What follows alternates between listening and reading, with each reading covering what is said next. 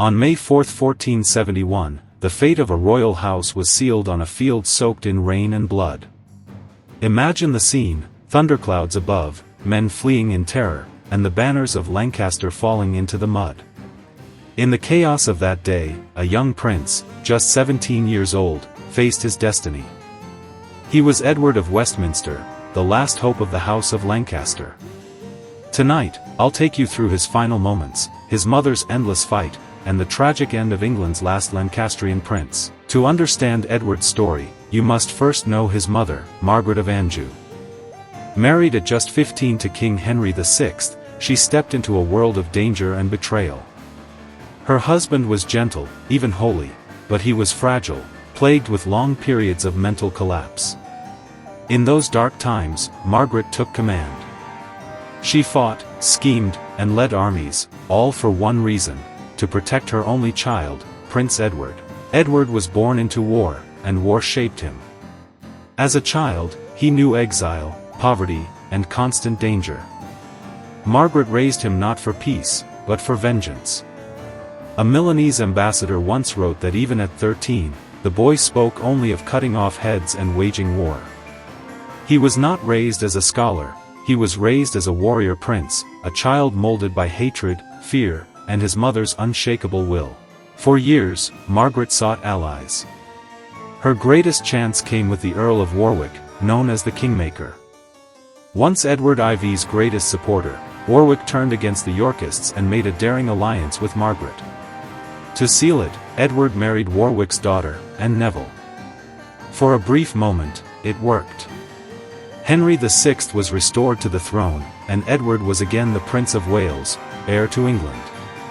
But fate is cruel, and victory never lasts long in civil war. In April 1471, King Edward IV returned from exile with an army. On the same day Margaret landed in England, Warwick was killed in battle. Her great ally was gone. But Edward of Westminster refused to give up. Together, he and his mother marched toward Wales to meet with their last ally, Jasper Tudor. What followed was a desperate race, the Lancastrians ahead, but exhausted, the Yorkists close behind, ruthless and relentless. At Tewkesbury, Margaret's army was trapped. They had no choice but to stand and fight. The battle began with arrows and cannon fire shaking the fields. The Lancastrians fought hard, but panic soon tore their army apart. Somerset's desperate charge failed, and the men broke ranks. What followed was slaughter. The fields near the River Severn turned into a killing ground, forever remembered as the Bloody Meadow. And there, in the storm of steel and blood, fought the 17-year-old Edward, Prince of Wales. It was his first battle, and his last. History disagrees on what happened next. Some say Edward fell on the battlefield, the only Prince of Wales to ever die in combat. Others tell a darker story: that he was captured and dragged before the victorious King Edward IV.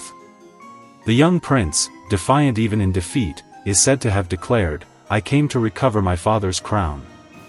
Enraged, the king struck him across the face, and his brothers, Clarence and Gloucester, ran him through with their swords. Whether true or propaganda, this tale has haunted history for centuries. The story that Margaret watched her son's execution is almost certainly a legend. In truth, she was hiding in a nearby abbey and captured soon after. But when she learned her son was gone, the fire within her finally broke. For 17 years, she had fought, ruled, and sacrificed for him. Now, he was dead, her husband imprisoned, and her cause destroyed. The House of Lancaster's dream was over. Days later, her husband Henry VI died in the Tower of London. The official cause was melancholy, but almost everyone knew he had been quietly murdered. The Lancastrian line was finished. Their son gone, their dynasty erased. Margaret was taken prisoner, and after years of captivity, she was returned to France. She spent her last years in poverty, a queen without a crown, a mother without a son. Today, a small brass plaque inside Tewkesbury Abbey marks Edward's grave. It calls him the last light of his mother, the last hope of his race. Was he killed in battle, or executed in cold blood? we may never know. But what remains is a tale of war, ambition, and a boy who carried the weight of a kingdom, only to fall in a single afternoon. And now, let this tragic story fade like the candlelight in an abbey. Rest easy, and good night.